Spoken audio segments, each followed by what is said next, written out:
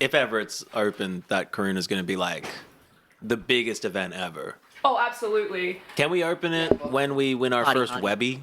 Yes. Yeah, when we win our first Webby. When we win our first Webby, we're opening the We're Karuna. going to have the slightly hallucinogenic absinthe, yes. Or 100 patrons. We'll have the hallucinogenic absinthe and do a podcast.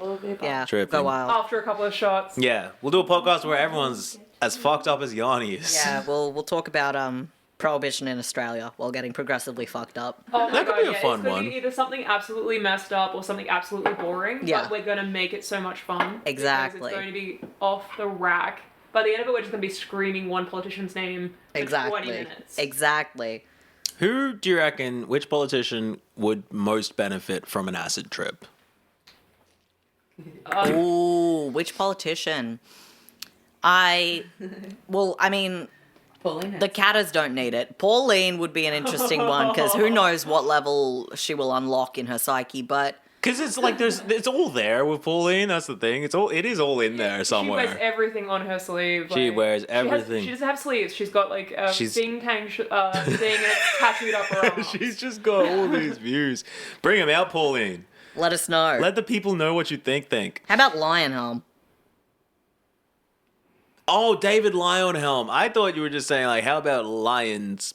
How about lions, How you know? about lions? How about we make like a helmet out of lions? That's fucking sick. I mean, you know, people are entitled to their sexual proclivities. You know, I mean, let there be 1,000 blossoms bloom.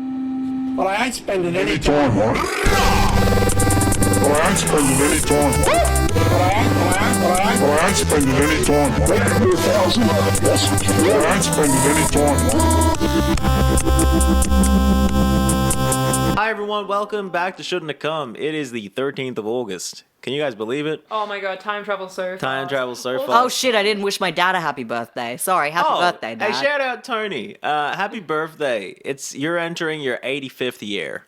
Sure, yeah, why not? Could I just also say, I can't believe you left us on a cliffhanger about tax. Yeah, I'm so sorry to leave everyone thinking about tax for a week, or for the people in this room, 5 minutes. I could not sleep for that 5 minutes. Yeah, I've been awake this whole time. I've been frothing about tax. I've been tossing and turning. I've been stressing the whole time since we recorded the last episode just about tax. On that, so hi everyone, we're Shouldn'ta, we're Australia's political podcast. We're doing Psychopomp. I'm the Godhead, but that doesn't actually Tim Duncan is the Godhead. The SCP that escaped containment. We're here to talk about parapolitics and the shadowy cabals that run the country, but we're learning that it's actually all in the public domain. And not only that, but they brag about it in the newspapers. And they write rich lists about the rich people that do it. So it's not even shadowy. Our shadowy politics are like dimly lit. Nice, you know. Candlelight dinner. Yeah, we've got candlelit politics. It's sexy. We've been talking about Mark Leibler. If you didn't listen to last week's episode, I heavily suggest you listen to it. We covered kind of like the rise of Mark Leibler and him going from Jewish guy in Australia to the most powerful Jewish advocate in Australia, displacing his brother Isi, who is tail between his legs, run back to Israel to retire. As Mark, who is now chairman of the AJAC, Australian Israel Jewish Affairs Council, is making representations to the government. Now, what does the Australian Israel Jewish Affairs Council has to do with government tax? What do you reckon it might be? I do want to cut in briefly. Oh, yeah, what's up? Just to say, hi, Yanni. Oh, right. We didn't introduce the... Hi, Kieran. Hi, Yanni. Hi, Casey. Hi, Annie. You too. Hi, Kieran. Hi, Casey. Hi, Kaylee. Hi, Yanni. Hi, Keely. Hi, Kieran. Hi, Keely. Hi, Casey. All right, now we've all said hi to each other. I hope we never have 5 people.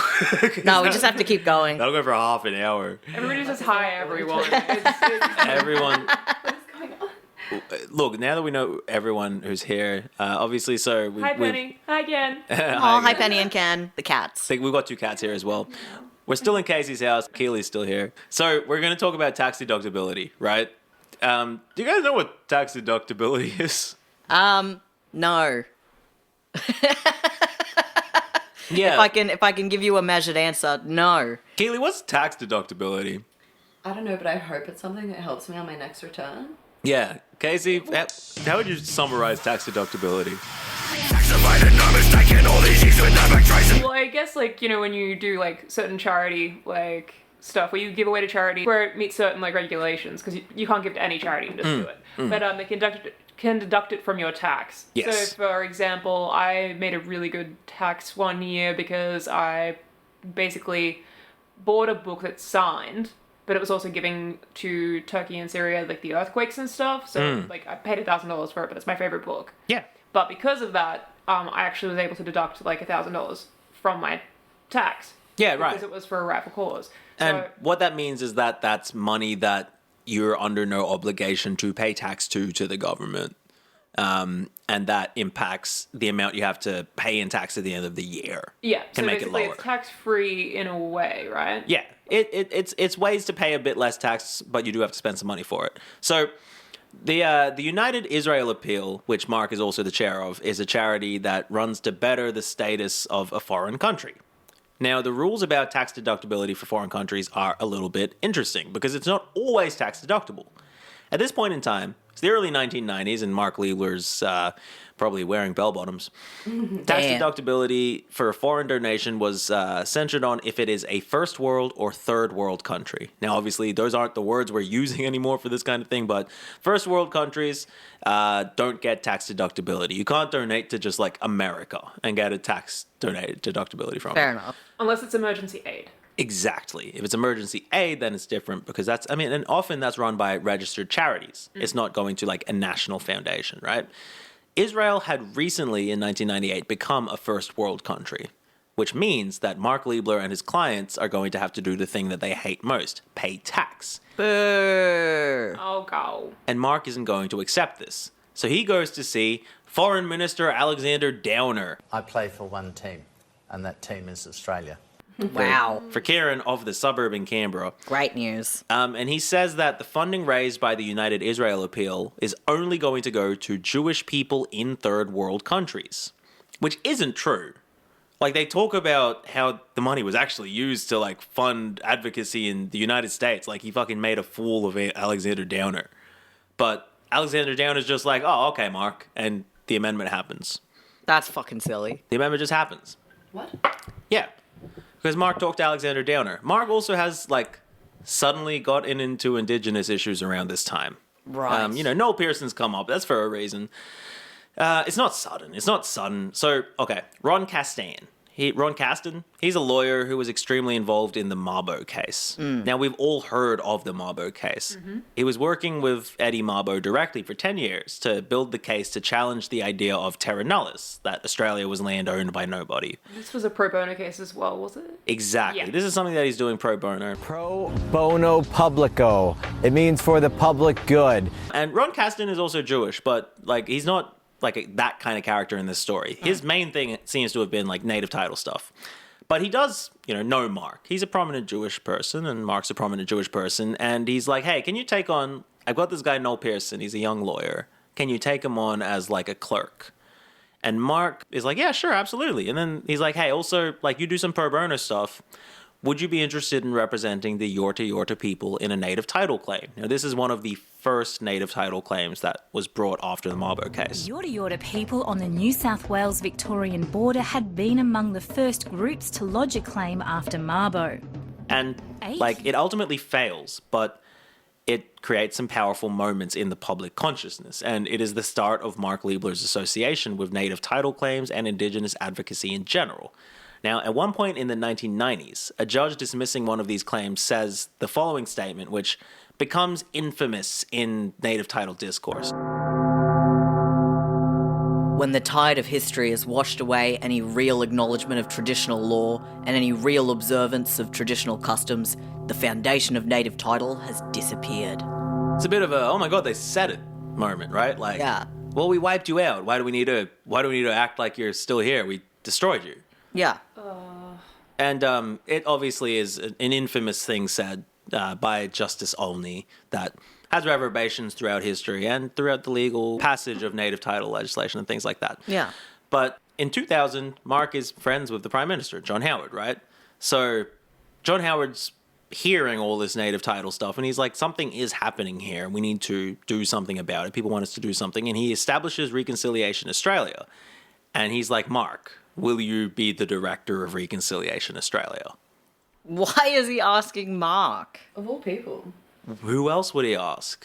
I guess. Anybody else? But Mark is the most prominent advocate for Indigenous voices, I guess, is what John Howard is saying. Fuck's sake. I mean, look, I can't really be surprised. He's just put as much thought into this as he's put thought into anything else he's done, which is just like, I know a guy. And just kind of like, that's it's like, it. oh, Mark's good at the law. Mark. Yeah, Mark, do you want to do this one? Mark, Yeah. could you do this one for us? You fight for one culture. Can you fight for another culture? Can you fight for this culture as They're all well? the same, man. Yeah, Mark, you talk about land and shit. You're good at that. I've got a job for you. Yeah, so John Howard around this time gives a speech at ABL's 50th anniversary celebration. So they're actually like close, right? He's like, well, Mark Leibler is a great guy and Israel's amazing. In 2024, he's asked about like, why? Why did you support Mark Leibler? And why do you support Israel? Like, what is your ideological commitment to Israel? And John Howard says, Why did I, as Prime Minister, support the legitimate arguments of the State of Israel? Because I thought they were right.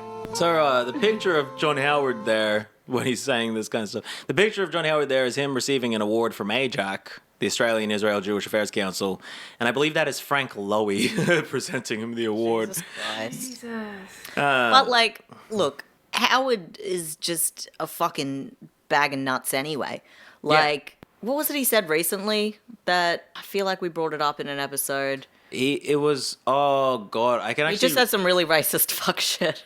Who was it? I think he just said like, yeah, like I maintain that multiculturalism is the dumbest. Yeah, thing he's ever. like, multiculturalism is so bad. Anyway, so in the speech at ABL's 50th anniversary, he's like, Mark's super smart and he's the best ever advocate. And he says, I share a great admiration for the stoic way in which Israel has defended itself against constant attack and constant harassment. So that's what John Howard thinks. Yeah. In the same year, the Sydney University's Peace Foundation is giving its Peace Prize to the Palestinian activist Hanan Ashwari. And AJAC comes out in force. So I think it's 2003. First, they asked the Premier of New South Wales, Bob Carr, not to give her the award. They're like, she's a militant activist, and she's like a middle-of-the-road Palestinian activist. And, like, she's also, like she's like a lady. Like, she's like a lady in her 40s or 50s or whatever. Yeah. You know, she's not, like, a crazy Like firebrand. a commando or something. Exactly. And Bob Carr says so Mark thinks he's gotten in with Bob Carr. He's in the Friends of Israel. But Bob Carr says, we have to urge peace whenever we can. Despite my love for Israel, she is advocating for peace. We want to give her the award, despite how much I love Israel, right? So Bob is now known as quite a passionate anti-Zionist voice, but at the time he was a member of the Friends of Israel delegation of the Labour Party. The chair of the foundation giving the award says that there were threats made to him and his staff if they decided to give Hanan the prize. And he also says, although it's denied, but the mayor of Sydney, Lucy Turnbull, Oh, no. God damn it, Lucy. was threatened if she, signed on to this. She denies that this happened, and if you can't trust Malcolm Turnbull's wife, who can you trust? Nobody. The last bastion of truth. I guess. So during this time, Reconciliation Australia makes a bunch of companies sign on to reconciliation action plans as well, right? And Gwenda's like, yeah, Mark called all his friends, and like suddenly BHP was signed on because Mark has all these friends in business. And so they're like, yeah, we'll do reconciliation action plans. It'll get us good with the government. They want to do the reconciliation things. Yeah. So. Not that it fucking mattered, particularly when it comes to like BHP. Exactly, right? Like, it's like, I don't think it matters that BHP has a fucking rap. Like, No. who gives a shit? But they give the prize to Hanan Ashwari, and it's like a failure, and it starts this kind of feud with Bob Carr and certain members of the Labour Party. Now, last episode I mentioned that Mark is friends with every prime minister in our lifetimes, going back to the ones we don't remember, like Paul Keating, except for one. Yes. Oh, God, I desperately want you to tell me who it is. Who is it? Kevin Rudd says Kevin! Good to be on the program. that while he was prime minister in 2010, he was arguing with Mark Leibler at a Labour Party event about Leibler's demands for Labour's unconditional support for, like, Israel or Netanyahu. I don't care too much about the distinction about, like, is it Australia's support for Israel or is Australia's support for this government, but blah, blah, blah. I think they find it important, the distinction between Israel and Netanyahu. I don't care about that distinction. So, what's happened, right? Mossad, the Israeli Secret Service, has stolen Australian passports to carry out an assassination in Dubai. What? Yeah, it's 2010. And Mossad has stolen a bunch of Australian passports to sneak into Dubai so they could sneak Mossad agents into Dubai to assassinate a Hamas figure and get back into Israel, right? Yeah, fuck it, sure. Yeah, no, for real. Yeah, real regular shit. So, What? the thing is, they had done this in 2003 as well. Oh, cool. So this is just like part 2. Yeah. And at the time, John Howard's like, hey, nice job. Please don't do that again. Hey guys, you did a really good job, but can you please not steal my citizens' passports? And they're like, Please? yeah, absolutely. We won't do that again. Look, we had to do it to get this or that, whatever, motherfucker. We promised. It was but we just a won't do it one-time again. thing. And Kevin Rudd's like, look, they did it again. Like, they've gone and fucking done it again. And, like, to be clear, they have. That's not disputed. That's And the Australian government, you know, dares, like, to do an investigation into this. Yeah, how dare they? And Mark's like, listen, Kevin, you need to be a little quieter about this. Like, he convenes this dinner, right? And Kevin says, Mark got up. And during the dinner, while Kevin's like, we're gonna, listen, you can't do this. Israel can't steal fucking passports. And Mark gets up and looks at Kevin across the table, and Julia is looking very good in the public eye these days, Prime Minister. And within a few weeks, Julia was looking pretty good in the public eye as Prime Minister. That's Wasn't she? fucked up. So he's also What are you done that talking twice. about? Yes. So he's done it with Paul, and then he's done it again. He's like, you know what, Kevin? I mean, you seem like a nice enough bloke. Look, this whole Israel thing, it's really not going to play out the way you want it to. You know, I do have a lot of connections. I understand you're the Prime Minister, but a lot of people have been Prime Minister, haven't they, Kevin? But there's only ever been one Mark. So, Oh my god. I think perhaps you should go to bed tonight, rest well, I hope you have a lovely sleep, and just think about all the possibilities that lay out before you from this moment on. Julia looks pretty good these days. Quite a few people do. I hear you're not very popular, Kevin. I could change that for you. But we do need to have a few agreements. We need to have a few discussions. Israel, for one. This passport thing, it'll blow over, but... Kevin, do you really want to go out like this? It doesn't matter to me, but it might matter to you. Hope you have a good night.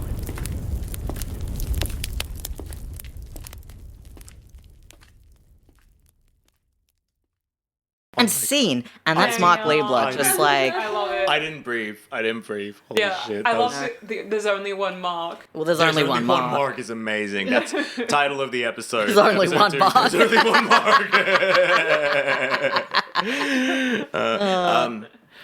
This is a producer role. Can you write that down? So this And dinner, he did a great performance as well. He was actually, Yeah, look- I mean, give him his chops, give him his flowers. flowers. I hated when people started saying that. You got to give this motherfucker his flowers. Like, no one wants this. Give him flowers. So this dinner is an influential affair, right? So Mark's like convened it. So Michael Danby is there. He is a former minister and former Australia-Israel Review editor. Okay. The Australia-Israel Review, I think, becomes a different organization that we have talked about eventually. Anyway, Robert Gut is there. He's a two-time president of ECAJ, an influential member of the World Jewish Congress. He's one of the people most involved in Antoinette Latouffe's firing. Okay. Albert Dadon is there. He is a rich artist businessman who loves Israel and was Julia Gillard's boyfriend's boss. Oh, shit. At the hair salon? No, not at the hair salon. Julia Gillard's boyfriend's like an Israeli activist. Oh, right. I thought he was a hairdresser. He's also that. He's Zohan from the movie Don't Mess with the Zohan. That's Julia Gillard's boyfriend. Woo-wee. All right, go on. I love it. Go on. So Albert Dadon's also the person who funded Tony Abbott's trips to Israel. Yeah, of course. That weren't the Ram Bam ones. So Kevin is like, hey, listen, like this isn't acceptable. And Mark's like, listen, okay, I'll speak to some people. And so he gets back a few days later. He's listen, like, I had a chat with Benjamin and I had a chat with the head of Mossad about this passports thing. And Michael Gwend is like, how were you able to get conversations with Benjamin Netanyahu and the head of the Israeli Secret Service? Just casually, yeah. And he's like, and Mark doesn't answer. And he doesn't press him on it. He doesn't investigate this at all. He doesn't think about this at all. He's just like, wow, Mark's so powerful. He can just get on the phone with Benjamin Netanyahu. And I'm like, that's really strange, right? Like, you shouldn't be able to get on the phone with the leader of a foreign country, regardless of any personal connections and cultural similarities. You shouldn't be able to fucking do that. Or their Secret Service. He goes from one prime minister's office to another one's. But I think you're forgetting that he's Daddy Leibler. There's only one Mark. There's only one Yeah, Mark. and power. He taught me power. He did fucking teach Noel Pearson power. He's like, listen, mate, I'm friends with every prime minister. Everyone of this country, and most of the ones of the other ones too. That's it. Jesus. 8 prime ministers. And there's 8? only one Mark. There's only one fucking Mark. So those are the other people at the dinner, and Gwenda's kind of like, yeah, no one else at the meeting remembers it like, Kevin does. And it's like, look at who the other people at the meeting are, Michael. Yeah. Why would they remember it this way? Yeah. So, Julia, when she's back in power, she's looking pretty good in the public eye. She appoints Mark as co-chair on the expert panel on constitutional recognition of Indigenous Australians. Classic. Which, again... Why? Why? Now, the other chair is Pat Dodson, so now they've at least got an Indigenous person there as well. Fucking finally. But it's like, no, there still has to be Mark. We can't do any federal Indigenous activism without Mark there. Gillard knows Leibler from Jewish community functions via her husband, but they weren't really friends at this point. And the other members are Marsha Langton, Megan Davis, and Noel Pearson, who are all quite influential. Noel and Mark argue, and Noel's worked with Mark for a long time at this point. So Noel and Mark are arguing about reconciliation being perhaps the main game, right? Noel is like, there needs to be a change in the Constitution.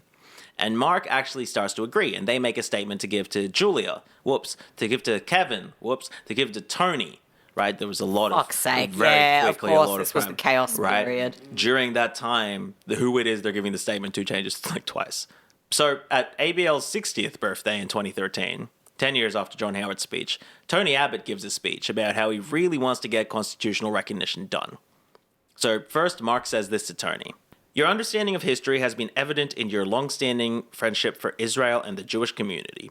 On Israel specifically, you have always been prepared to support what is right and correct, as distinct from what may be politically correct. And then he goes into talking about the disadvantages of Indigenous Australians and how we can help and such. So Tony, in his speech, says... And I say that, as far as I am concerned, as far as the government that I lead is concerned, Australia will always be a firm friend of Israel. And the great thing about Israel is that it is a country where any Australian swiftly feels familiar. The sights, the sounds, the people are all things that we can readily warm to. Even the arguments that you constantly have in Israel are almost identical to the arguments that we constantly have here in this country, which is, how do we get rid of the brown people? Yeah, what the fuck? Like, hey, yeah, it's weird. You go to the Middle East, there's nowhere you can go where you feel as home as in Israel. It's like, isn't that weird? It's just as problematic as back home, and that's beautiful. It's like, doesn't that... Also, who's in the photo of Tony Abbott? Netanyahu, again. Yeah, Netanyahu knows all these guys. And again, these guys are doing the blue tie. You know what it is? It's because it's a white shirt and a blue tie. That's just the Israeli flag. Like, that's just like the vibe. That's why all these motherfuckers are like, I think I'll wear blue to the function. That's why. Like, that's stupid. Even if they're like Labor people, they're like, yeah, no, we'll wear blue. They're all in like, oh, put a bit of blue on, you know? Little nod to the Allies. Yeah. So... Nice. So when Tony Abbott wins the prime ministership, he doesn't actually consider the paper on Indigenous recognition that Leibler and them get to him, right? Because because it's Tony Abbott. Yeah, he doesn't truly give a He fuck. doesn't give a shit. He is quoted around this time as saying that his position on Israel is whatever Marx is. So there's that. Fuck's sake. So in the fallout of all of this, Bob Carr, from earlier, accuses the Israel lobby of having undue influence over Julia Gillard, right? The Labour Party's like infighting a lot. Everyone's trying to be like, I'm going to be the next Labour leader, while Tony Abbott's running roughshod over everything. And Bob Carr is talking about when he was foreign minister. And he says Mark and co. interfered specifically over a UN vote for Palestinian recognition in 2014. Mark and Ajax are, of course, like, look, you know, Bob Carr's doing wild conspiracy theories and Bob's heckled everywhere he goes. But the thing is, nothing we've talked about is, like, secret. Like, when Bob Carr's advocating, you know, hey, we should do Palestinian recognition at this point, this is when Israel was attacking Palestine in this other way, you know, how they're always doing. Gillard, you know, tells him not to do it, gets involved, and it's like it's all in the public record. And, like, it has the shape of a shadowy government conspiracy, but it's also how advocacy works if your community is incredibly moneyed. So, over the same period, Mark and Colin Rubenstein, the chairman of AJAC, storm into the office of the editor of The Age, Andrew Holden, to criticize him over his coverage of the 2014 Gaza war. Like, that's absurd. They storm into the office of, like, one of the editors of the paper of record and be like, how dare you mildly criticize Israel for just what they're doing now but 10 years ago? Yeah, I was like, hey, how dare you spread fact? Can you imagine that? Can you imagine if The Age printed something about Saddam Hussein and two Iraqi people marched into the fucking Ages building? I don't care if they're the two richest Iraqi people in Australia. The police are getting called. Yeah. Yeah. It's fucking ridiculous. So, in an interview, right? So, people are asking questions now. Bob Carr's like, there's an Israel lobby. They have a lot of influence over Julia Gillard. It's all very nefarious, blah, blah, blah. And Mark goes on, I think it's on Sky, but it might be ABC. But wherever it is, he goes on an interview and he says this. How does the Jewish lobby control the Prime Minister? Through donations to the ALP and sending people to Israel. I mean, give me a break. Would anyone seriously accept that? Our lobbying of governments is no different to other community organisations. When we've got an issue, which is a serious one, which needs to be raised, we haven't had a problem in getting access to either ALP or Liberal Prime Ministers or Foreign Ministers, and so it should be. Any representative of a community organisation, if they've got something serious to say, they'll get the access. No, they won't. Shut up. No, they won't. It's just such, like, heinous He's like, bullshit. I'm actually not special at all. Anyone could do this. Anybody. Anyone can call up. Exactly. And that's the thing, right? It's money, it's access, it's the... If this is said in good faith, it's the just absolutely farcical ignorance of people of money who just think that the world is just easy for them because that's how things are, not because of the wealth they've accumulated and the connections that they have. Or this is just some, like, charlatan bullshit where it's like, well, actually, it's so easy. Look, this vacuum cleaner can hold up a bowling ball. Like, it's, you know, just bullshit. It is. It is just bullshit, and to put, like, a very fine point on how bullshit it all is and how disingenuously everything is weaponized. This is all about tax as well. Let's not forget, we're talking about tax. Alongside Bob Cargate, Arnold Bloch Leibler is instrumental in securing an amnesty for people with unpaid taxes from overseas tax havens. Of course. Basically, rather than having to actually face consequences, they'd only have to pay 4 years of the accumulated tax and wouldn't face any criminal charges. So this is like the Panama Papers situation where it was revealed that a lot of Australians were among the people who had bank accounts in Panama, and there was also the Paradise Papers, which I can't remember where that was, but all these Virgin Island style, Cayman Island style tax havens. You hold the tax there, you don't have to pay tax on it. You get money in Australia, you don't have to pay tax on it because you send it over there, right? Mm-hmm. So, he describes a lot of these as migrants whose forebears came from a war-torn Europe that were confused and befuddled about Australian tax law. They were scared of falling afoul of the fierce tax authorities. Okay. So, he gets involved in Project Do It. So this is, yeah. Go on. I was drinking. Project Do It. Just do it. Just do it. It's an amnesty scheme for these tax dodgers done by the ATO in conjunction with Mark Leibler. Yeah, fuck it, because Mark can do anything. Why is this man everywhere? Get your fingers out of all these pies. Because he represents... Wash your hands. He represents fucking what was the number? It's 35 of 200, right? So he represents 17% of Australia's richest 200 people. Jesus Christ. And I love that it's just like, so they're doing tax evasion. So what's their excuse? They're scared. They're scared. They're scared. Oh, don't worry. We'll Actually, get to it. Australia is very, very strong, and we're very scared. Very scared of Australia's power. We're just little kind billionaires. We're not hurting anybody. Very much like, I don't know. I'm just a girl. I don't know how to do this. Just an innocent person. I don't know. They are innocent little girls, but I mean, like, well, they're not innocent. They the way that they bully actually was reminding me of teenage girls. Yeah. So I'm going to tell everybody on you, and they're not going to be your friends, and I'm going to make Exactly. sure nobody's going to be on your side if anything Exactly. happens. Well, actually, Julia's having a party that same day, and I could tell everybody to go to Julia's party instead of yours. Holy shit. That is so correct. That's so perfect. It's very teenage. Yeah. It's very petulant. It's very juvenile. Yeah, backstabby as hell. Yeah, absolutely. People who had big money at overseas banks were able to bring it into Australia, only pay the last 4 years of tax income, and they're not going to be prosecuted. They're not going to have to pay any actual penalties for this. They're not even going to have to pay the entirety of the tax they had hidden, which is what Leibler was kind of getting before. It's like they're still going to have to pay the accumulated tax, but no penalties with the investment schemes. Now it's like, no, they're only going to have to pay 4 years of that.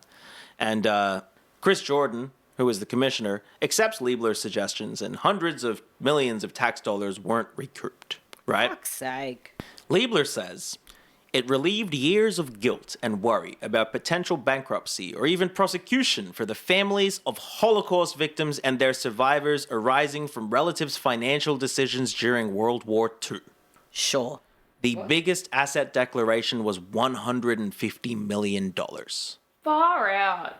And, I just, very disadvantaged. Very disadvantaged. So hard done by you. I mean, how could you live without $150 million? It's a pittance. It's nothing. I can tell you. Yeah, please tell me it's Aldi. You just go to Aldi, and that's how you make sure you keep that $150 million. Yeah, and vouchers. Yeah, vouchers, coupons, I mean, if you stopped having all that avocado toast and those bloody oat milk lattes, Stop buying those watermelons. I mean, we've come a long way from Abraham is bringing diamonds over to sell and buy a Jaguar, which I have to assume he didn't pay tax on the diamonds. And Presumably. God now it's knows. just like, oh, they've got $150 million accumulated in banks and they want to bring it over without paying tax on it. And it's because of the Nazis that you're going to let them. Because if not, you're anti-Semitic. Or whatever. So the thing about lawyers and accountants is that the fees do pile up. So if you're saving somebody paying tax on $150 million, you can skim a surprisingly large amount of money off the top, right? that does make a lot of sense, yeah. So we haven't really talked about Mark's personal benefit, but in 2015 he brings in, by his words, to himself tens of millions of dollars in fees from clients. Regular clients who were like, let's get this amnesty going, and new clients who were like, well, you know the most about the amnesty, we're going to sign with you. Yeah. His close relationship with the tax commissioner and higher up politicians was the most wonderful advertisement for ABL. That and being appointed co-chair of the Referendum Council on Constitutional Recognition of Aboriginal and Torres Strait Islander people. What? Damn, what? Yeah, this is going to become the voice. Of course it is. Of course it is. Of course it is. And yeah, he makes a bunch of money, makes tens of millions of dollars off this tax amnesty thing. So people aren't going to have to be even held to any kind of public account about hiding tax money. That if I hide $35 or whatever, they'll come after me, they'll robo-debt me or whatever. Yeah. But, we got to secure this amnesty. And he's always doing it. He's always securing amnesty. And it's because he knows everyone and he can call everyone. So this new body, right, he's been appointed chair as. And it's Mark is chair of this massive body, government body, getting all these tax amnesty things. His co-chair is Pat Dodson. And also in the panel are Marshall Langton and prominent Indigenous lawyer Noel Pearson. Yes. Mark's friend. And here's the thing. Mark has a crush on Noel Pearson. Aw. Getting up to this point, my goal was figuring out how cynical Mark's embrace of Indigenous issues were, right? He's chair of these things. He Why could is have he said doing no, this? Yeah. right? If he didn't care, he could have said no. He clearly cares about this somehow, right? Was it recognition that there's a powerful political class developing in Australia, and as time passed from the White Australia policy's heyday, having inroads with that group, like every other group, was crucial for Israel's continued advocacy? He's hey, these guys are gaining some kind of political power. We got to be friends with them. Was it an attempt to tie Israel to indigeneity in the public consciousness of Australians, to muddy the extremely different historical situations faced in the two places. Like, well, we support Indigenous Australians, Israelis are indigenous to their land, why wouldn't we support them? Or was it his latent life recognition of the continued suffering of Indigenous Australians? He says that he hadn't even met an Indigenous person until the 90s.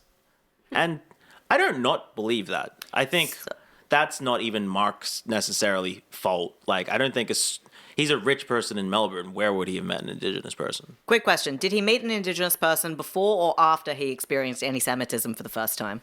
Oh my God. I think we're going to have to refer to the timeline, but I'm pretty sure the anti-Semitism for the first time is 1991, and then he's like meeting Noel Pearson in 1996. So I think... Damn, you know. Like, he's having a crazy decade. He's 50 before he either experiences anti-Semitism or meets an Indigenous Australian person. Perfect midlife crisis fodder. Incredible midlife crisis. So 90s were big for Mark. So yeah, is it like... To experience all new things. Yeah. Well, is it that, right? Is his soul feeling the burn of just having been a tax lawyer, and he's experiencing feelings he hasn't experienced before, and he's trying to save his soul from absolution as his body begins to fail him in his later age, right? Is it that? Is he actually like passionate about this, or like in the sense that old people pick up hobbies? I think it's all of these things. However, it's also none of them because he has a crush on Noel. Here, he is so infatuated with this man. Hell yeah. Here is Michael Goenda's description of Mark and Noel's relationship. Mark Noel fanfic, yes! Yes! The rating is going to be like explicit. Author chose not to use Friends to lovers. Friends to lovers, one bed. Older male, younger male. Well, Mark's older, right? Yeah. Yeah, he'll be the top then. But is there like a tag for like older and younger male? Sometimes, but it's Okay. like, it's usually just like, Age gap. like, yeah, age gap, daddy. All right, let's go. Before we get into the semantics of fic. We could go on for hours. Hours. Pearson said that when he met Leibler for the first time, he noticed Leibler's striking presence. He exuded power. At the beginning, Pearson was overawed, even frightened of him. Pearson described Leibler and Ron Castan as father figures. Ron was a source of brightness to me and more gentle. Mark, he was harder. He was a gentleman at heart, but he spoke hard. Very, very hard. He sensed a recklessness in me and a reticence to seize the opportunity or the moment to use power, to presume its existence and use it. 50 Shades of Mark. Daddy! Gold. You know? But like Goenda goes into this in depth. He's like, yeah, Noel is Mark's only intellectual equal. Mark loses his temper with everybody, but never with Noel. Noel's always arguing with everybody, but never with Mark. When Michael Goenda when Michael Goenda asks Mark about if there's love between himself and Noel, Mark blushes. That's in the book. It's just like, oh, no. Oh my God. Okay, so, all right, this is an important thing that we all need to discuss, and it is their ship name. Obviously, we have Mark Leibler, Noel Pearson. Now, are we going for first names or are we going for second names? What do we think is going to be more delicious? I think second names for sure. Yes. Yeah. All right, because otherwise, if we have it as Mark Noel, it's just going to come out as Mole, and that's not... I'm a mole shipper. It's going to be either Mole or Narc, and that's just, like, not going to work. For our purposes. I'm a Narky. I'm a Narc. Well, actually, I'm a Mole. Okay, so Leibler, Pearson. What are we thinking? We've got Liebson. Or we've got Peeler. They're not really lucky with these names. No, it's a bit rough. We'll have to workshop it. We'll have to workshop it. Yeah. Yeah.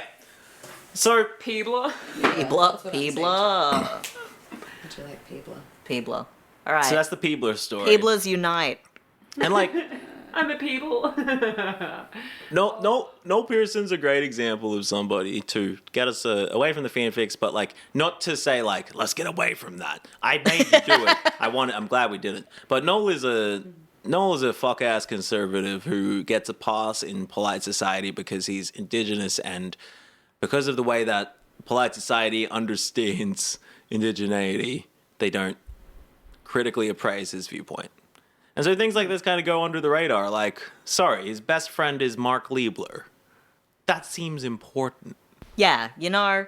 So, anyway, around this time, the crew get to work on planning The Voice, which is the plan to install a federal advisory body to talk to the government about indigenous issues. They can't actually say no or veto anything or exercise any meaningful power, but they have to be, consulted with. They have to say their piece. They get to get in touch with the Prime Minister. To play the role for indigenous people that is played by ECAJ, ZFA, AJAC, and Mark for Jewish people. Yeah. He's trying to retrofit his influence in the indigenous hey, framework. This is what we did. You could do this as well. We'll just copy paste it. Exactly. Change a couple words. It's fine. We'll start at the top, right? So I think Mark has hard eyes over Noel, and he's becoming a bit spiritual later in life, and he truly believes that his advocacy is successful because of the indigenous connection that Jewish people have to the land of Israel. And if there was a Mark Leibler for Aboriginal people, they would be able to achieve Aboriginal Israel as well, or something. He's basically, I think, trying to wish away the fact that his influence is because of the tremendous financial power of his constituents. It doesn't matter that Mark is advocating for Israel. It matters that Mark is advocating for a bunch of powerful people in media and business. Yeah. I don't think Mark wants to accept that, and I think he's intelligent enough to kind of know that that's what's happening. He kind of says it, right? He's like, yeah, we have all these powerful people, and so we're able to exercise power. And I think at some point, Mark's soul is like, that can't be right. It's because of Israel. It's because Israel's so holy. And Israel's holy because of indigeneity, and indigenous people are indigenous, and so if they have this voice, will be able to be as powerful as us. And it's like, come on, King. So, do the math. Right? But he can't, and I think he's trying to prove that to himself. I think. But that's a bit of psychoanalysis of Mark Leibler, a man that I don't like. So who knows what it counts for? So the Uluru Statement from the Heart is adopted by the committee. That's the whole statement that's calling for the establishment of The Voice, an advisory body that has to be asked but doesn't have to be listened to. Yeah. Because, to be clear, the government doesn't always do what Mark Leibler says, but he's always advocating for the most. And that is the fundamental rule of negotiation. Start at the top. Don't start at the, compromise. Start at the top. But Mark thinks that he's going to get bipartisan support for The Voice, right? Especially because he's got, Julian Leeser, who recently was the guy who said let's get rid of the Human Rights Commission. But he's got Julian Leeser, who's a Liberal Party guy, on board. The Labour Party's pretty happy to accept this. It's not super radical. It's not going to be a problem to get things through bipartisanly like he always does. But Malcolm Turnbull does not believe in The Voice, and he rejects it, right? He starts this whole third chamber discourse. That's the idea that The Voice would be a third thing we have to watch on TV, to go after the House and the Senate that gets a say over Parliament and slows things down more. There's a third chamber everyone has to ask.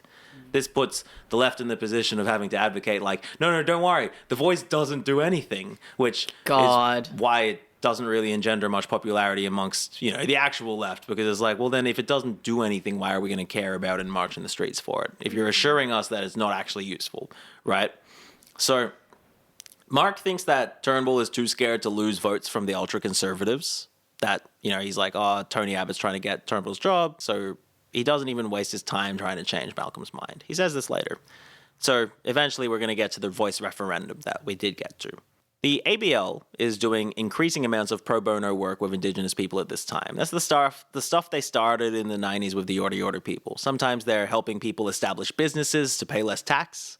Sometimes it's working with native title claims, which, often are corporations that say, yes, do the mining here. Noel Pearson, during the Uluru Statement from the Heart tour, describes ABL's work this way. I saw that once Mark gave his blessings, ABL would go into bat, and you then had a big force behind you. I could see that in the dealings with Jewish businesses and Jewish families, ABL was a mighty force, and it was a mighty force in its Indigenous pro bono work. So, to be clear, that's Noel Pearson saying, like, hey, the ABL is a powerful voice for Jewish Zionists, and they're scary and how powerful they are. Yeah. I'm not saying that. You're not saying that. Noel Pearson's saying that. Just so everyone's clear, none of us are making any accusations of a cabal. No. Absolutely not. Yeah. I would never. But yeah, the Voice to Parliament referendum fails. We all know that. Yeah. It failed for a lot of reasons that have nothing to do with Mark Leibler. One of the more conspiratorial things I was wondering when it came to this was, did Mark Leibler want the Voice to fail? And I don't think he did. A couple of things on this that I want to mention, though, that did come up in the research. So, a few people point to Mark and Israel generally having less influence in Queensland than Victoria and New South Wales. Because of when people were settling Australia, which we kind of talked about with the Italians episode. Yeah. There's not like a lot of Jewish people in Queensland. Well, yeah, And- it's not the original, landing point. Exactly. And it was kind of very difficult to, do stuff up here in terms Exactly. of settlement because it's kind of, the environment is really against you. Exactly, right? And there's less North African Jewish people trying to flee because again, the Holocaust isn't happening to them. Yeah. And that's the, color of people that can exist in Queensland to farm the sugar or whatever, right? So they also have less influence thus in regional Australia than in the cities. So the force with which some Queensland politicians came out against the Voice, we think about Dutton, but also Katter, Palmer, and the regional ones, Barnaby Joyce and stuff, Yeah. wasn't something that Mark Leibler is able to intervene on. He doesn't really... Peter Dutton is a friend of his, but he doesn't have power over Peter Dutton in the same way. Peter Dutton's constituents aren't rich Jewish people. Yeah. The second thing is the reduction of his ability to police internal dissent, and indeed, the reduction of anybody's ability to do that. Back in the 80s, if Mark and Izzy got on you, there would be problems for you at businesses, where you socialize, where you work, even with your family. They're going to get to people and get them to, bother you. But in the 2020s, business is online. Socialization is online. Work is online. Your family is online. Your dog is online. Your house is online. Everything is online. You can't ostracize somebody as easily. In the 1980s, Mark could probably have organized a sustained pressure campaign around Dixon to intimidate Peter Dutton into agreeing with his position. Or, his whining and dining could have done it. But Dutton can reach further and further to find believers in his ideology. Social media is so much faster than the letter-writing campaign, and contrarianism is thus more profitable than ever. Because you can't be ostracized from a community for being a contrarian as easily. You can just go further and further until there's enough people to amplify your voice in the public sphere, which is online. Yeah. So let's look at an example from the Jewish community of what I think I expected a Zionist to actually believe about Indigenous Australians. Because the one thing that confused me is the Zionist position is a white supremacist position, and it doesn't seem like Indigenous Australians fit into that in a way that makes sense to me, right? Yeah. So there's this blog run by a guy named Misha Soul, who's a Zionist finance bro. It's a really debased take, but he's coming at Mark Leibler from the right. And it's a much more modern Zionist take than Mark's, and it criticizes him specifically, right? Because Misha thinks that the Voice is feminized nationalism, is his term. Slay. He's it's the pussification of the Indigenous Australian. And he's for Aboriginal Australians to have a Zion, which Misha says, I think that would be a good thing. I don't know. But he says it would have to be taken by force. Kind of implied like how Israel did. It's just the acceptance of the truth. Israel was established through violence. Israel's right to exist is written through violence. He wants masculine warfare rather than feminine voices, right? So here's where he says the thing. There is no cosmic reason for Jews to have a homeland, but not Kurds, Albanians, and not Basque, Armenians, and not Circassians. There's just, there's no cosmic reason. It's just they did it. They used weapons and made it happen. In another article, Misha makes clear his distaste for Indigenous Australians. He says, for over 40,000 years, these people eked out a meager and grim existence filled with the violence, infanticide, rape, and bare subsistence of probably all peoples from 40,000 years ago. Fuck off. Damn. Really just saying all the quiet parts that a lot of these people believe. Yeah. And he's and then they were civilized by the West, and they're so great. They should be so grateful because now they have plenty or whatever. Yeah, they should be so grateful for their oppression and murder and, genocide. They should be grateful for the genocide, much like another set of people that are also experiencing something, but they should be grateful for it. They should be grateful for it. Bringing them the word of the Lord. The word of the Lord. And, the rest of the narrative. Misha's not, a real voice in the Israeli community. He has some people talking about him online. He has a online following. He's not important, but it is more what I expected a Zionist to think about indigenous people. Yeah. Given the racism against brown people kind of inherent in Zionism. Yeah, and given kind of the idea of a conquering force. Exactly, and the rightness of who was able to establish things. But look, Mark, however, is old, right? So he's not really part of this in the same way anymore. He's been taking some victory laps over the last few years, and he's been getting involved in some more crotchety causes. For example, in 2019, Fairfax's Sydney and Melbourne papers print a crossword with the clue Holy Land, 9 letters, and it starts with P. What's the answer?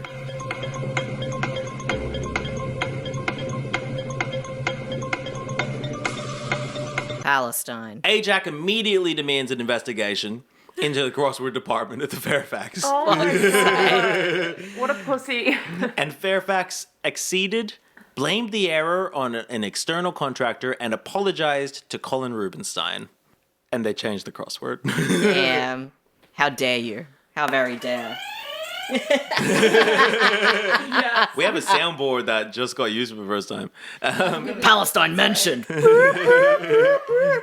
So, Leibler's clients' needs are also changing, right? ABL's getting into secession planning because his people are old. Yeah, I was gonna say, they're all old fucks at this point, right? Yeah.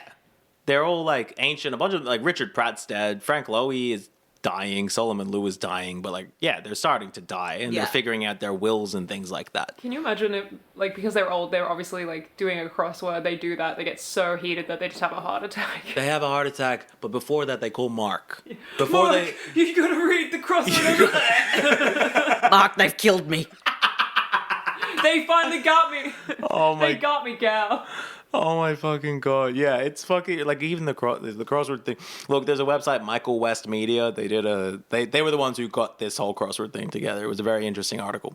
But yeah, a lot of his clients have these huge fortunes that they brought over from Panama or Israel or whatever, and they don't want to pay tax when giving the fortunes to their kids, right? Yeah. And Mark's doing a lot of advocacy about this. Makes sense. He's just all right, old boys, we got to work out. How do I make sure that nobody gets taxed for this? Exactly.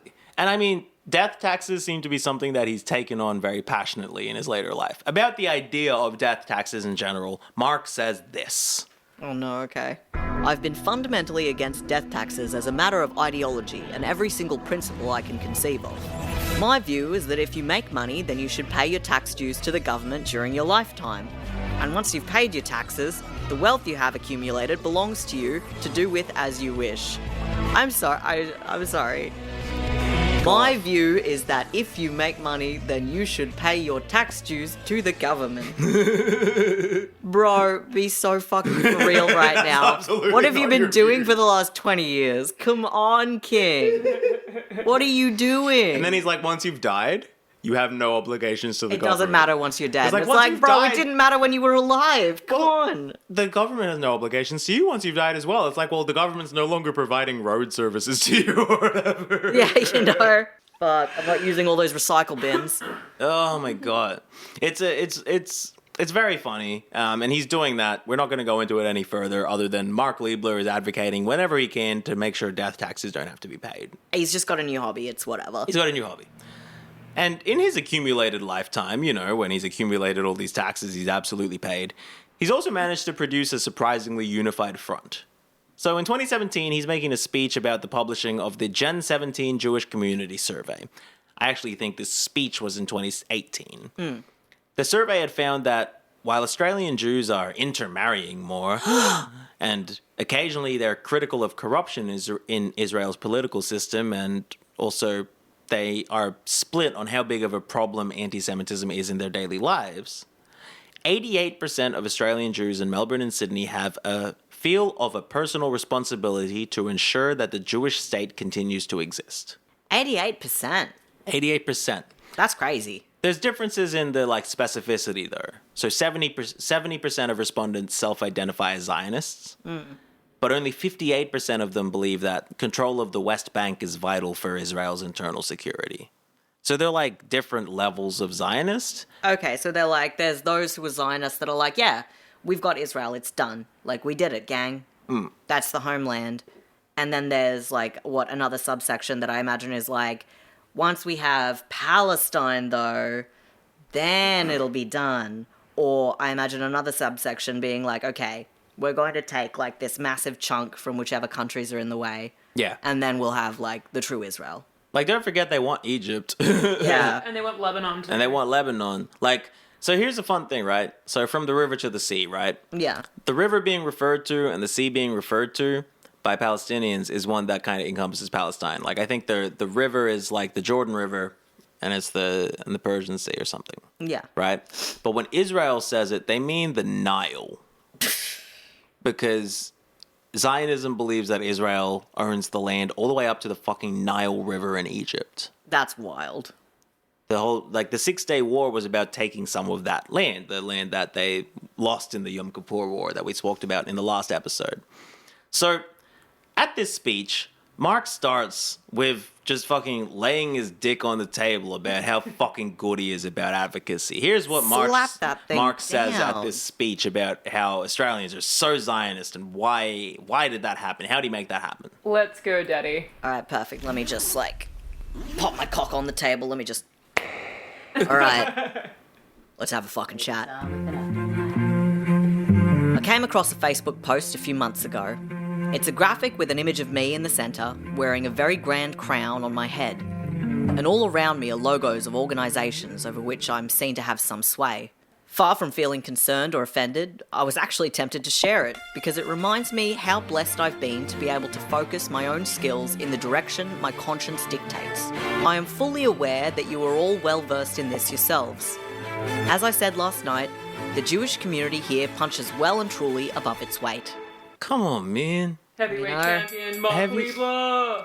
There's only one Mark. He's like, I do have all this influence. And it's because the Jewish community in Australia has outsized influence. That's what that speech says. Yeah, it's like, bro, come on now. And again, within the Jewish community, he makes sure that internal dissent is silenced wherever possible. Yeah. He's a policeman. He views himself as a policeman. He brags about, in the same speech, how he was able to moderate the actions of an ABC journalist by following her around when she was in Palestine. He's like, she never should have been appointed because she was clearly pro-Palestinian and ideological. And then he tells young activists not to waste their time trying to justify the settlements because they're never going to win that battle. Right, so does he mean that in the sense that it's not justifiable what they're doing? He says that there's no way to convince an Australian person that the settlements are morally justifiable. Well, I suppose he is correct. Right? He says it. Guess they're not. They're not. And he says don't bother about it. Just don't worry about it. Just focus on, instead of that, tell them to focus on, hey, the Palestinian people have other issues with Israel other than the occupation. Focus on those issues, the anti-Semitism. Focus on the eternal hatred of Israel, as if the occupation, as if the settlements have nothing to do with that. Yeah, as if that's completely separate, as if that's not the cause of much of this. Yeah, he says it. He's like, yeah, just tell them not to think about it.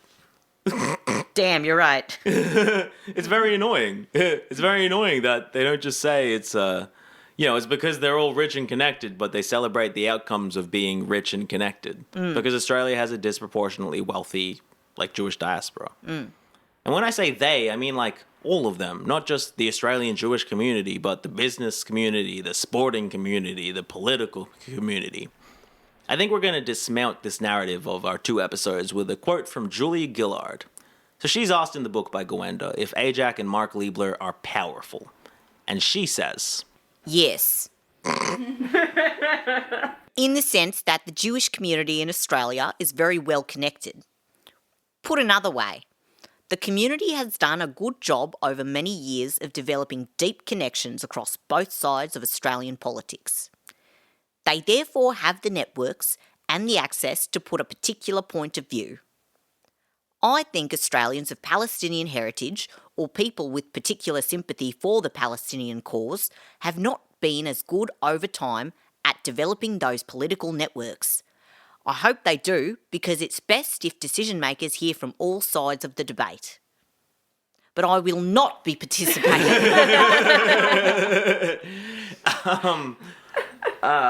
So just to summarize, Julia Gillard's saying, yeah, they are powerful. And it's because they're really good at getting into our ears. And Palestinians haven't been as good at that.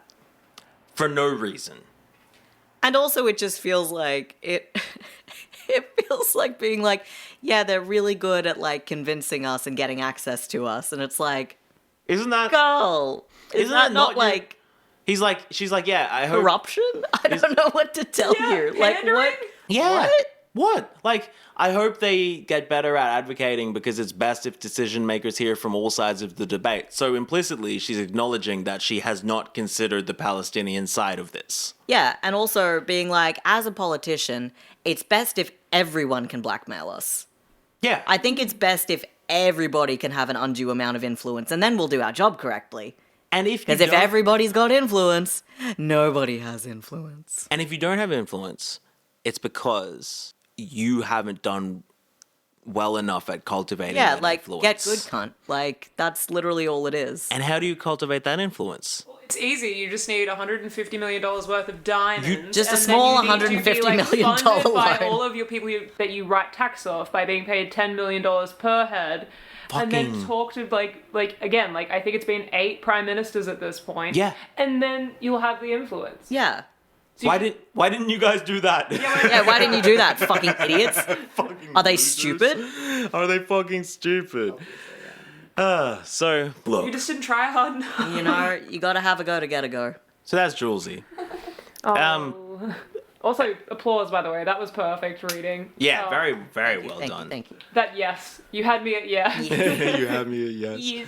Your Julia Gillard impersonation is legendary. I do my best. But look, obviously, Mark was back in the public eye once things started recently in 2023 on October 7 or whatever. But the day we're recording this, there is a massive march across Sydney Harbour Bridge in support of the Palestinian cause, and it went ahead despite objections from the New South Wales Premier. Historically cold weather, and I think a storm. Damn. Julian Assange was there. Julian Assange was there? Julian! Yeah. Oh, he's out and about Julian again. motherfucking Assange was there. They shut down Sydney Harbour Bridge. Eventually, the police had to extend the shutdown because they were like, if we actually... And I think this will become a controversy. Obviously, by the time this episode's out, this will all be actually revealed. It's 2 weeks away. So whatever's happening, we're not going to talk about it too much. But they had to extend the time the bridge was closed because it was there's too many of these motherfuckers. Yeah. If we let the march go the way they're going to go, it's going to cause more issues. So we're going to have to let them disband and go the other way. So, I don't know how successful Mark was. In all of this, it does seem to be falling apart for him. I hope he's unhappy. But in 2024, Mark was still the first person that Anthony Albanese called when the Greens introduced a motion to recognize a Palestinian state. In 2025, who fucking knows? A corner does seem to have been turned. Because Bob Carr's at this as well. Everyone's at Ed Husic's at this. Everyone's at this fucking march, and there's another one going on in Melbourne. Yeah. Well, because I feel as with most things in society at present, and certainly over the last, definitely the last 5 years, the amount of access that common people have to events happening all over the world is unprecedented. The amount of access we have to communicate with each other about things happening in our lives, in society, globally, is unprecedented. Absolutely. This is a new form of communication, of knowledge gaining that a lot of the old school, as we've talked about Mark Leibler, he operates from an old school point of influence, which is get in the leader's ear. Yeah. And that worked for a really long time because the information that was ferried down to us, the people, was whatever leadership decided was information that we got, detail that we got, that's not really that important anymore because leadership has to rely on social media to communicate with the people. Yeah. It's the world is different and society as it is shaped is different. Like, and it's gonna be weird and in flux for a long time until we settle on some sort of stability before something new fucks it all up again. But right now we are in an age where trying to convince someone, I mean, this is just a repeat of the Vietnam War, right? Like when cameras were allowed to go onto the battlefield to actually show the hazards of war, you had mass protests everywhere where people were like, it's fucked, you can't kill people like this. This is inhumane, this is a tragedy. Once you started having that, you got a reaction from people who never would have known about it unless they were there or in power. Yeah. And Similarly, you know, we've got what's happening right now, and we see videos from people who are on the scene. Like, you know, Wizard Bisan was one that popped off that, you know, she is a Palestinian reporter, I believe, and she was documenting daily everything that was happening there. She showed missiles falling. She showed people who had been killed, like children that were orphaned, the situation she was in. And across the globe, got a following of people who were worried when she didn't post for a day because they were like, oh my God, has she finally been killed? Like, you know, a connection that we can build with other people that, as, you know, the upper classes, as it were, the ruling classes, don't want us to form any sort of solidarity between people who are like us because, you know, a Bug's Life quote or whatever. You let one ant stand up to us, then they all might stand up. You know, Yeah. together we're strong, etc. Like, I think this is where we're at. You can't do the same kind of bullshit that we've frequently seen churned out. Yeah, like, I super agree, because it's, in this modern day, it doesn't matter, like, you know, they tried to wipe out all the journalists, but it doesn't matter. If you have a fucking phone... You're a journalist. You're a journalist. That's what a lot of them became. And it's also, like you said, like, yeah, when Basan went, like, she went back to her house. And it was, like, completely, like, you know, scrapped and stuff. Yeah, and, gone. like, the amount of rage and love that was on that. Like, she has so many followers on Twitter. And you can't just say, oh, this journalist is biased or corrupt anymore and then kill them off. Because somebody else will pick up that camera Yeah. and take Exactly. on that job. Yeah. You can't hide it anymore. Yeah. Absolutely. I mean, very well said, and absolutely the truth. Like, I think we are at the point where we're finally able to see the cabal for what it is when it's losing its power. And that's kind of self-evident, because the cabal wouldn't have power if we knew about the cabal. You know? And when we know about it, it's because it's dying.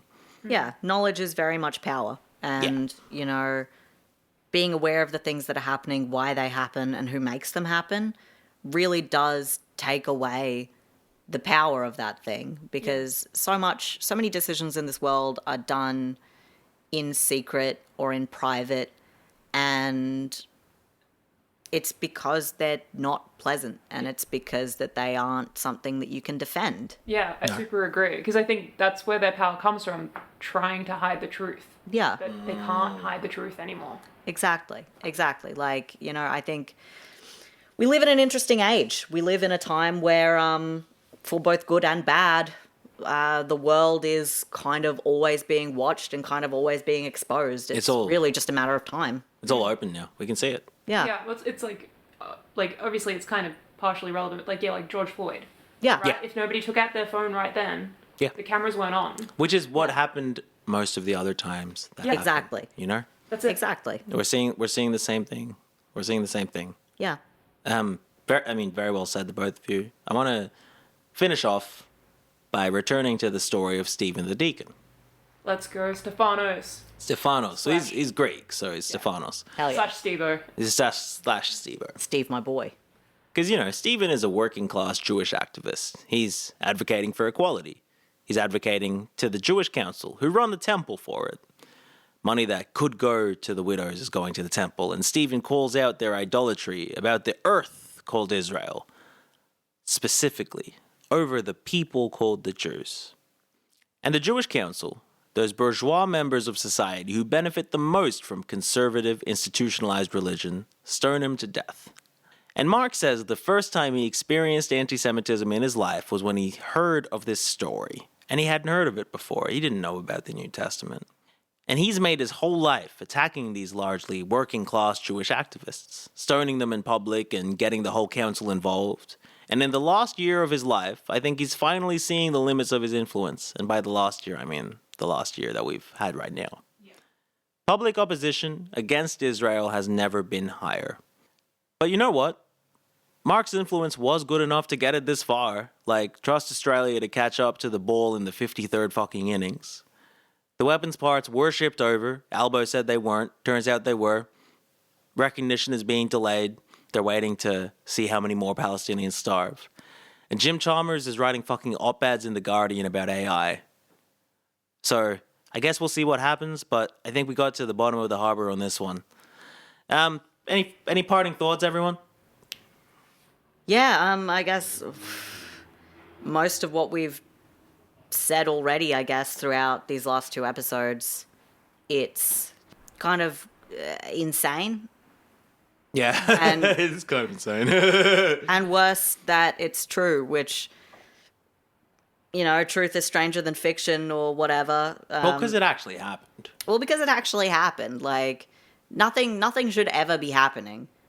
In the reality we all exist in, nothing really should be happening. Like, things should just kind of, like, go along as before. And so when anything does happen, it's, what the fuck? Now? This? Yeah. Yeah. But I think that was incredibly well-researched and well-written. And thank Michael Gowendo. Because, like, that's the weirdest thing. Like, thanks, Mikey. Most everything is stuff from the book, which is a celebration of Mark Leibler's life. Crazy that this is, like, all the information, and it's just like, and we want you to love this man by the end of it. I want you to feel like Noel Pearson. Yeah. By the time you finish reading this book. Yeah, it's so weird. It's like, man, this guy's evil. He's so evil, and that's it, you know. And that's. I mean, well, I hope you get to review the Jafar book next. Yeah, written by Iago, and it's just going to be, you know, really, really, like, really flattering. Fucking, Daddy but completely movie accurate. Daddy Jafar. You know, like the Jafarther. The Clive Palmer book wasn't as hagiographic as this. Yeah. Like, it's just, I don't know what it is. I think it's also because when it comes to Clive Palmer, while he does have power and influence, he is a joke. And he is willing to kind of be like, yeah, I'm a bit of a joke. Like, Mark Leibler's willing to do the absolutely amoral things that come with avoiding paying tax. Yeah. Because someone has to actually be the one to be like, I don't think there's anything immoral about avoiding tax. Everyone knows that there is. But someone has to be the one who says it, because legally, there's nothing immoral about paying tax if you do it legally. Yeah, I think there is a difference between, like, Clive, who would also fight to not have to pay tax, but he'd be like, I know I probably shouldn't do this, but I'm going to see if I can get away with it. Yeah. Versus, like, someone who's like, yeah, it's my right not to do this. Yeah. And I fully believe it. Like, I think there's a fine line between those two men, and it's clear what... I think it's ambition more than anything else. Yeah. Ambition is I mean, the real thirst, fucker. The thirst for power. Yeah. Which Mark has and prays about. And I hope he gets a real bad kidney stone tonight. So we've been Shouldn'ta. It's been wonderful to have you the last couple of weeks talking about Mark Leibler. We'll be back next week with something else. We don't have a clue what it'll be because that's weeks away for us. It's been great having you on for this adventure. You can find us, if you want to support our work, you can go to patreon.com/shouldntacome. That's SHOULDNTACOME, the name of the podcast. You can also email us, shouldntacome@gmail.com. You can go to YouTube as well if you want to watch a still image of our podcast's cover and listen to the podcast, youtube.com/@shouldntacome. And if you'd like to listen to my album, it's currently, the demo of it's on Bandcamp, yanniax.bandcamp.com.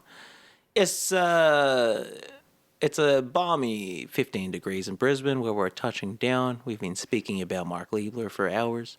I've been Yanni. I've been Kieran. I've been Casey.